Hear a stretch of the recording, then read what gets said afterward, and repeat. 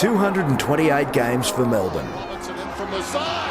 428 goals. One goal kicking for the D's 4 times. Rockstar. Still playing for Dubs and Eagles at 40. G'day, Russell Robertson here, and welcome to the GameFace Footy Show, Southern Football Netball League edition. Tell you what, boys, I've got some superstars I'm going to introduce in a minute, but talk about superstars. What about the highlights we just saw? This is going to be a fantastic show if we can keep showing stuff like that, Will. Absolutely, Robbo. Great to have you on board. Obviously, you're still running around at age 40, which is fantastic. Don't say that, mate. 40. Still looking good though. Look at the guns there. My God. Oh, happy days, mate. I'm just happy to be up. I'd be happy to be upright and breathing at 40, but you've still got it. Let's have a look at that mark again from the grand final last year. It's an absolute ripper. Yeah. Talk us through that one, mate. Yeah, another chest mark. Look at that. I tend to take them on the chest. I don't know where that comes from. A lot of people always ask me, why do you take it on the chest? I don't know. Don't ask me anymore. But I think it's probably... You know, I took the mark, but the issue here is, what did I do with the ball after that? Let's find out. Let's roll the vision. Let's have a look at this. Probably not your finest effort, I don't think. No, I tended to do a little bit better that back in the day, but I am 40, mate, so go easy. That's enough from you, Will. I'm the host of this show. Let's talk about the other two people on the couch, better looking blokes than you, Ben and Tom. G'day, boys. How are you, mate? Good to be here. Great to be here. How are you, mate? You know, we're talking everything Southern Football Netball League, and you two are the experts. We three apparently experts on all of this. How are we looking so far? If we're the experts, we're in a bit of strife in the league, I think. We're going to be talking a lot about football in this area and the Southern Football Netball League. And this is some of the stuff that we're going to be talking through. You know, we're going to go through the list here, boys. Top stories. Will, that's going to be you, obviously. You'll be the hound on the ground, talking everything that's happening at every football club. Yep, absolutely, all over it. Yeah, Damien Barrett, Craig Hutchison, all over it. All rolled into one. What about special guests? We'll get some good footy players in, talk to them in here in the studio. You'll go out and see them and talk to them? Yeah, we've got a massive road crew doing the round, so yeah, plenty to get on the show, that's for sure. Boys, the tough one's the team of the week. Team of the week. It'll be tough, but we'll get through. Tomo, the rising star. This will be a difficult one because a young player, you know, not necessarily going to be a big name. How are you going to find out about who's... Talk to the coaches, talk to the clubs. Have you got the finger on the pulse? Yeah, no, there's probably not a lot of young guys coming through from the under 19s. Not every club having 19, so maybe it might be an under 23 or something. We might have a look at that Wilbur and go from there. Now, Wilbur's going to be the expert on this next one for sure. It's the best burger. I mean, we don't know whether it's going to be the best burger, but what it is, folks, is we're going to go out to every football club, and we know that the canteen is the best thing about a football club and a netball club anywhere in Australia. And you can usually judge a football netball club by its, its bucket of chips and sauce. We're going to get you out there because you look like you've had a few burgers in your day. It might be a burger, boys. Burger, it might be a burger. It might be dim sim. We don't know yet. We'll figure that out. We might even do a poll on that. We might even do something. We'll ask all our followers out there what they'd like to see. But Will, yourself, you get out there and try a few burgers. Yeah, exactly right. I've got a couple in mind that I'd like to hit up first. And actually, Tomo, your mob down there at Springy do a fantastic job with their canteen. Good burger. Make sure you get down to Newcomen Road to get one of those. Yeah, right. Okay. Yeah. Well, I'm looking forward to that. We'll get some feedback where to get a nice burger at Victorian football clubs. Tomo, we'll talk about Coach of the Week. You are actually a coach, obviously, so this is going to be you every single week, surely. If I'm on the panel, probably will, but yeah, for Div 2 at least, yeah. You win round 1 for sure. Lock it in. How are they looking too, the Springvale boys, mate? We're looking good. We've got a stronger list than we had last year. Brought in some young guys. We've lost 2 premiership players from last year. But we've probably brought in 5, possibly 6 into that side. So we're definitely stronger than last year, and we're definitely stronger than last time we were in Division 2. Can't wait to find out more about what's happening at all these football clubs. Seen a lot of movements, seen a lot of players coming in. Everyone's pumping up their teams. Everyone this time of year is on fire, I know that. But we're going to be finding out a little bit about what's happening out in Clubland via Facebook. And there are a lot of funny guys at football clubs. I know this because I've read some stuff. Best Facebook post of the week, Will. What's this about? We're encouraging everyone to sort of get on the socials, and we've got our dedicated Facebook groups for Southern Footy Netball League, and of course the MPNFL and Outer East as well for footy and netball, running the whole lot. So if anyone out there in Clubland's got some good things that they want to share with the community, feel free to jump on there and get it in. So as long as it's positive, Will. Correct. As long as it's positive, and we've already had some pretty good stuff coming through already, boys. Keep it clean. The goal kicking now, at the end of the day, this is why you play football. I guess this is what I played football for anyway, was to kick a goal. I'd jump over my own grandmother to get the ball so I could kick a goal, guys. We've goal seen kicking, that. Yes, we've seen it a lot. Not a lot of handballs in my career, but goal kicking was certainly there. I'm looking forward to this segment, boys. Absolutely. You had a bit of a day out last year, didn't you? I did, kick 17. I'll take you through every single goal, but we don't have enough time on the show today to go through each one. That was against Caulfield, of course. It was, my old boys, and feel a little bit sorry for the poor bloke that had 17 snags kicked on him that day. It would be a pretty long car ride home from Doveton that day, I would have thought. It would have been. Oh, well, you know, some of those, you just have a day out. I had one of those. All right, tonight we're going to be talking through a few subjects, but let's start it off with the key recruits, because every club is buzzing this time of year. I'm going to handball this over to you boys. Talk me through it. Lockers, I think you've got a fair list there. You've had your finger on the pulse for quite a while now. Yeah, look, Division 1, there's been a lot of good players coming to the comp this year. I've watched actually Morty Alec the last couple of weeks. Ryan Semmel, brother of Jake Semmel from Murrumbina, signed at Morty Alec. Very good player, played really well on Saturday.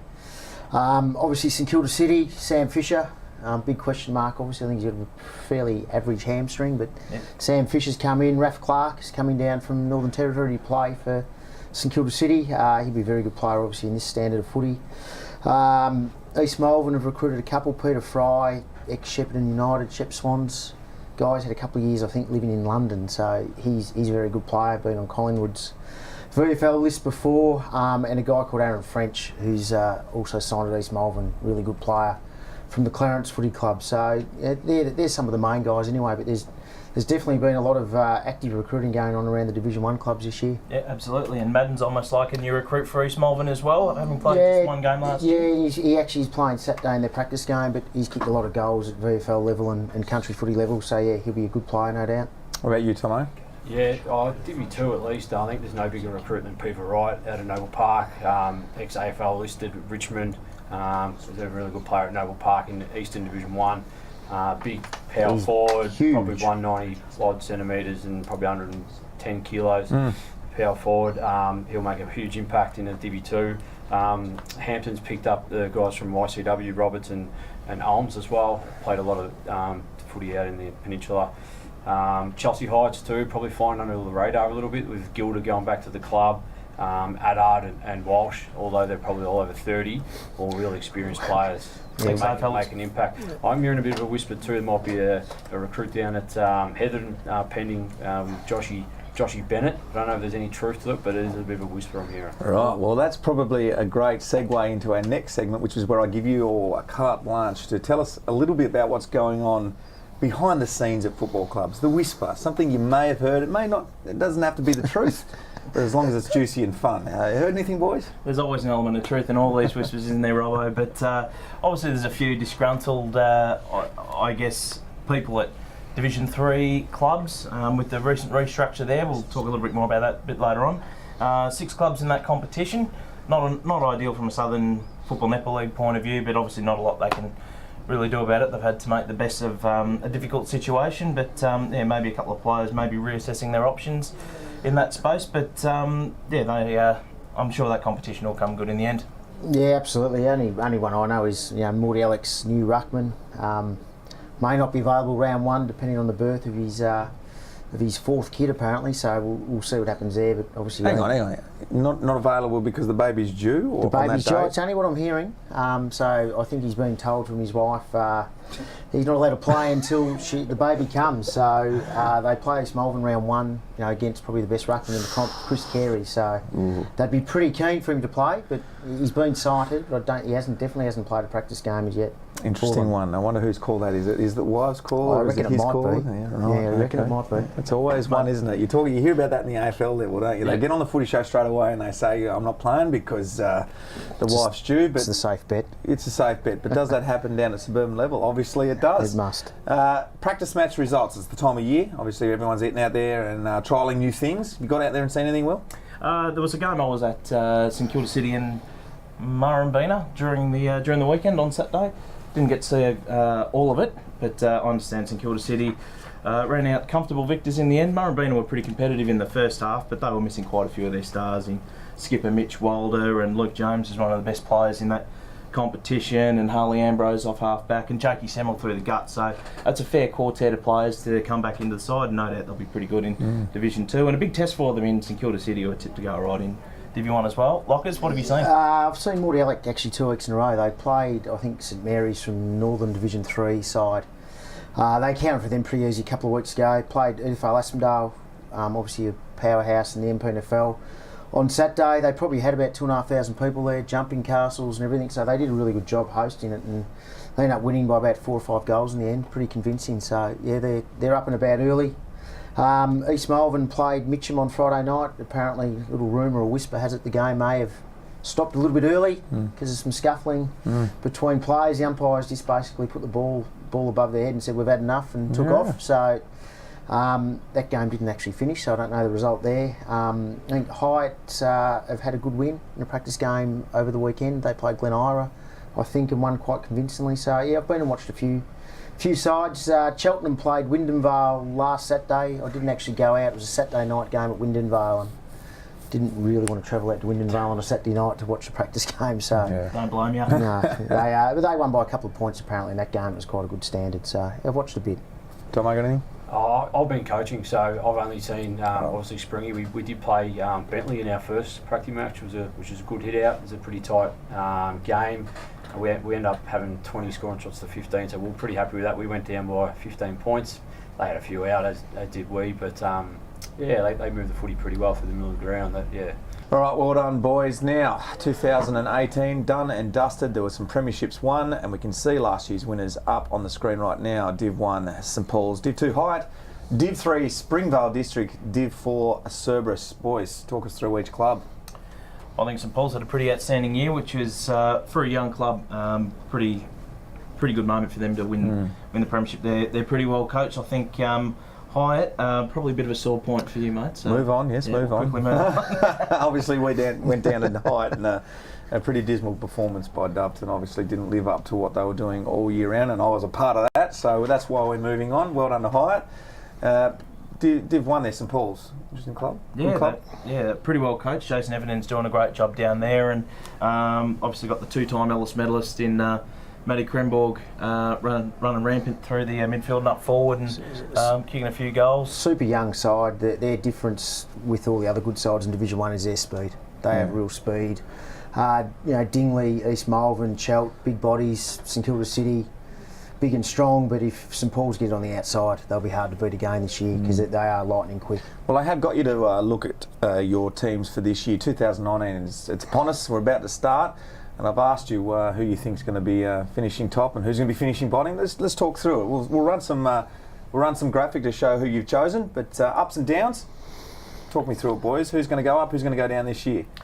For mine, I think your old mob East Melbourne are going to be pretty hard to beat for the flag, but Morty Alec will definitely give them a run for the money with their recruits. It'll be a pretty even competition, I think, in Division 1. A relegation team's probably too hard to pick for mine. What are your thoughts, boys? I think Dingley's the big mover this year. We've got Dan Farmer back this year. He played 12 games last year. Is he going to play? He'll play, yeah. All reports he's going all right. So they're pretty happy with the way training's going down there. They've increased their depth. Well led by Danny Aids and all the brigade. They've played some finals before. I think they're their big mover this year. A couple of big recruits at Cheltenham as well. Ex-VFL stars, and Mike Cook, obviously some AFL experience. How will that help them this year, Lockers? Oh, they'll be a good side. Their biggest issue is going to be replacing Josh Fox, the full forward. Obviously really good full forward. Kicked 60-odd goals last year, played probably 8 games for Coburg throughout the season as well, and as you saw from that interleague game, was pretty dominant for them. So they've got to find a replacement for him. Around the midfield, they're going to be really good, really sharp. So, it'll be interesting. Dingley are going to be up there, no doubt. They always are. Port Colts, Lindsay Gilby.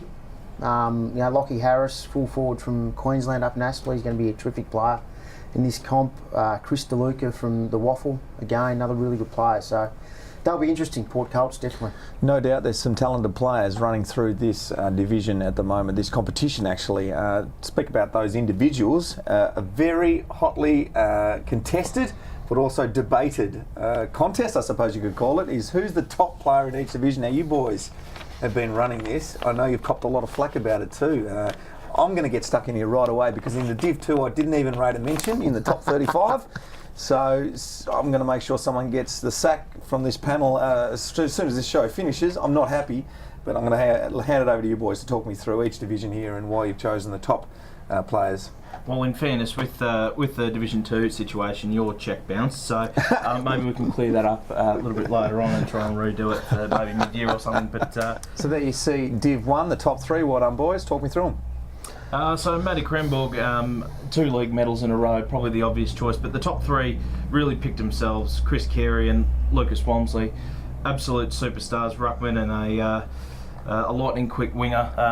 They both did pretty well in the Vic Metro side that you had a fair bit to do with, Lockers. Yeah, absolutely. Both Chris Carey played in the ruck for the Vic Metro side, actually got the medal on the day, and I think in the votes at the end of it, Lucas Walmsley, Noodles was second in that. So yeah, they're both been great players. Last year, Noodles has probably been the best 2 or 3 players in the comp for probably 5-6 years now. So yeah, really good player. Let's move on to Div 2, and I don't think you'll get a lot of arguments there from the chosen ones. Well done, Nick Battle, to get number 1 there. He had a sensational season. Certainly did. Won the Bennett medal with an absolute leg in the air, and you could probably speak more about him. You've got a pretty good relationship with him down at the Eagles, Robbo. Well, he's a great kid, Tomo, and you can add to this as well, because I know you've had a little bit to do with him as well. He's gone overseas at the end of the season. He's loved Upton so much. Obviously had a fantastic year, but he's come back ready to go for another good year, 2019. He's in ripping shape. I mean, a lot of spell it is. He's a fantastic footballer. What do you reckon? Yeah, fantastic footballer and fantastic young fella as well. I coached him at Frankston. Smooth mover, great skills, good below his feet. He's probably a little bit beyond the level, if I might add that. He's a really good player. Yeah. Absolutely. How do you two go in the pipe room before you run out? Because it looks like you both like your guns. Well, it's all natural for me. He's working real hard. Number 2 and 3 then, Will. You could mount an argument for them to be number 1, but Luke James at number 2 is one of the best players we've seen in the Southern League over the last 10-15 years, I'd say. Just a mercurial player, takes hangers, kicks big bags of goals, genuine match winner. I don't think I've seen a player like him, Lockers. I'd say he's the best player that's played in Southern for the last 15 years. Comfortably, consistently. He's gone away and kicked 150 goals in other competitions, playing for Killy Bass.